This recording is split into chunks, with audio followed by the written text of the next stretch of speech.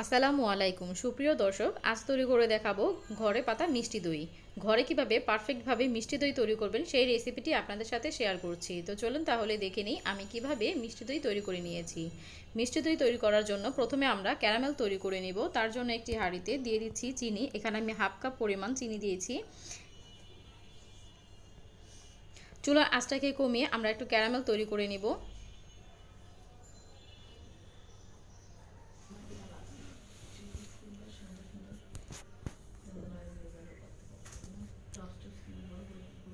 ক্যারামেলটা তৈরি হয়ে গিয়েছে। এখন আমরা এর মধ্যে 1 কেজি দুধ দিয়ে দিব। আমি এখানে আড়ংয়ের প্যাকেট দুধটা নিয়েছি। আপনারা চাইলে গরুর খাঁটি দুধটা নিতে পারেন। খাঁটি দুধ দিয়ে করলে কিন্তু দইয়ের টেস্ট অনেক ভালো আসে। তো আমি প্যাকেটের দুধ দিয়ে আজ দই তৈরি করে দেখাচ্ছি। 1 কেজি দুধ আমি ক্যারামেলের উপর দিয়ে দিয়েছি।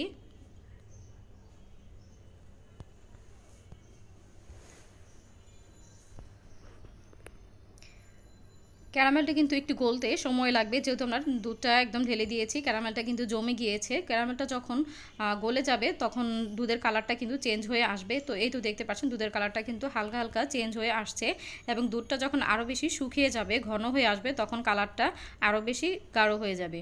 তো এই তো দেখতে পাচ্ছেন দুধটাকে কিন্তু আমি অর্ধেক পরিমাণে কমিয়ে নিয়েছি। জাল করতে করতে দুধের কালারটা কিন্তু সম্পূর্ণ চেঞ্জ হয়ে গিয়েছে। এখন এই পর্যায়ে আমি দিয়ে দিব হাফ কাপ গুঁড়ো দুধ, যেন দুধটা দ্রুত ঘন হয়ে আসে।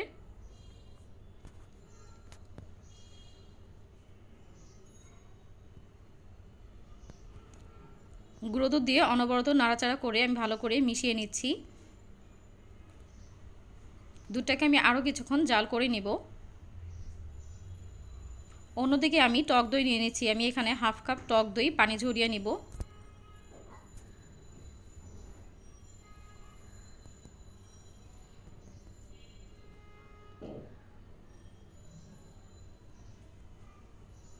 তো এই তো দেখতে পাচ্ছেন এই পর্যায়ে কিন্তু দুধ অনেকটা শুকিয়ে গিয়েছে। এর থেকে বেশি কিন্তু আমি আর শুকাবো না।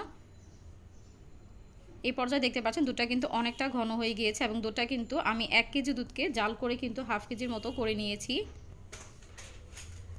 এখন চুলা থেকে নামিয়ে নিব। চুলা থেকে নামিয়ে দুধগুলোকে ঠান্ডা করে নিব। অন্যদিকে আমি যে পাত্রে দইটা সেট করব সেই পাত্রগুলো নিয়ে নিচ্ছি। আমি এরকম প্লাস্টিকের কাপের মধ্যে আজ দইগুলো সেট করব। তো কাপের মধ্যে আমি সামান্য পরিমাণে 1 চা চামচের মতো টক দই দিয়ে খুব ভালো করে চারিদিকে এভাবে ছড়িয়ে দিচ্ছি, যেন দইটা খুব ভালো করে জমে। তো একটি চামচের সাহায্যে আমি এইভাবে কাপের মধ্যে দইগুলো দিয়ে দিচ্ছি। সবগুলো কাপের মধ্যে একইভাবে আমি দই দিয়ে এইভাবে করে নিব। তো সবগুলো মাখানো হয়ে গেলে দই একটা সাইডে রেখে দিব। অন্যদিকে দইটা দেখে নিচ্ছি। দইটা কিন্তু এই পর্যায়ে ঠান্ডা হয়ে গিয়েছে, তবে একেবারে ঠান্ডা না, কুসুম গরম হতে হবে। একটা আঙুল চুবিয়ে রাখা যায় এরকমভাবে কুসুম গরম নিতে হবে, যেন হাতের কোনো সমস্যা না হয়। তো দেখতে পাচ্ছেন এবার আমি যে পানি ঝরিয়ে রেখেছিলাম টক দই, সেই টক দইটা আমি দুধের সাথে মিক্স করে নিব।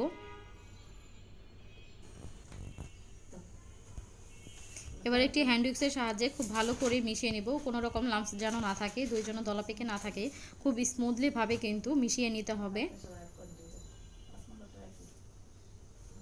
তো আমি কিভাবে করে নিচ্ছি আপনারা কিন্তু দেখলে একটু লক্ষ্য করলেই বুঝতে পারবেন। খুব ভালোভাবে কিন্তু মিশিয়ে নিচ্ছি। এটা খুব ভালো করেই মেশাতে হবে। খুব ভালো করে মেশানো হয়ে গিয়েছে। একটি চামচের সাহায্যে নাড়াচাড়া করে নিচ্ছি, এবং এই দইগুলো এখন আমরা যে কাপগুলো তৈরি করে নিয়েছি সে কাপের মধ্যে সেট করে নিব।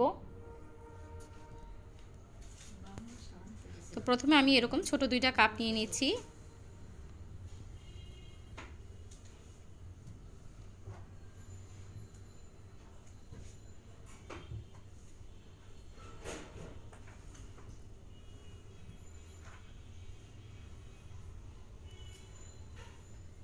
তো এই 1 কেজি দুধ দিয়ে আমার 6টা কাপ দই হয়েছে। 2টা ছোট এবং 4টা বড় সাইজের গ্লাস যে আছে, ওয়ান টাইম গ্লাস, সেই গ্লাসের 4টা এবং ছোট কাপ হয়েছে 2টা।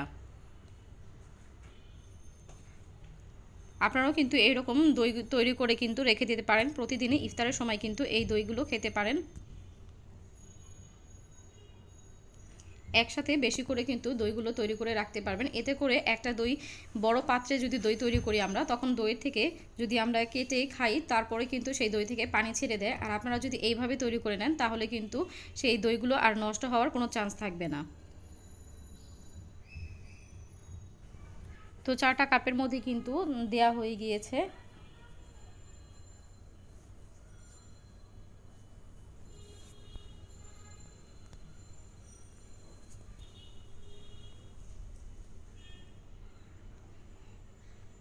এবার ছোট যেই কাপ 2টা আছে সেগুলো আমি এগুলো ঢাকনা দিয়ে ঢেকে দিব। আর বড় কাপগুলোর যেহেতু কোনো ঢাকনা নেই, তো এগুলো আমি একটি কেক মোল্ডের মধ্যে নিয়ে নিচ্ছি।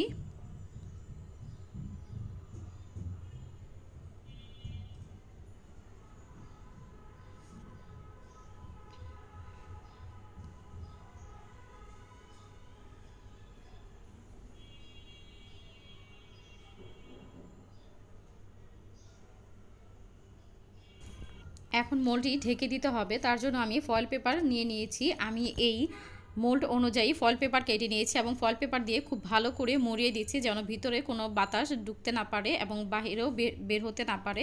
তো এটাকে আমি একটি বন্ধ ওভেনে ঢুকিয়ে রাখবো। যে কোনো একটি স্থানে রেখে দিলেই কিন্তু 6 থেকে 7 ঘন্টা রেখে দিলেই দইগুলো খুব ভালোভাবে জমে যাবে।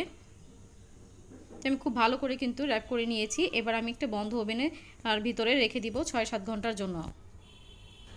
6-7 ঘন্টা ওভেনের ভিতর রাখার পর আমি ওভেন থেকে বের করে আমি ফ্রিজে রেখেছিলাম আরও 2 ঘন্টার জন্য, এবং তারপরে কিন্তু আমি ফ্রিজ থেকে বের করে আপনাদের সামনে ভিডিওটা নিয়ে হাজির হয়েছি। এবং একটি দই আমি আপনাদেরকে একটু কেটে দেখাচ্ছি যেটার কেমন হয়েছে।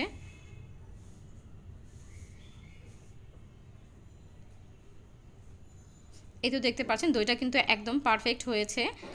তো দেখলেনই তো, খুব সহজেই কিন্তু আমি দই তৈরি করে দেখিয়েছি আপনাদেরকে। আমার ভিডিওটি যদি ভালো লেগে থাকে তাহলে অবশ্যই একটি লাইক দিয়ে দিবেন এবং আপনাদের মতামতগুলো কমেন্ট বক্সে কমেন্ট করে জানাবেন। ভিডিওটি ভালো লাগলে শেয়ার করে সকলকে দেখার সুযোগ করে দিবেন। আমার জন্য সবাই দোয়া করবেন। আজ এ পর্যন্তই। আল্লাহ হাফেজ।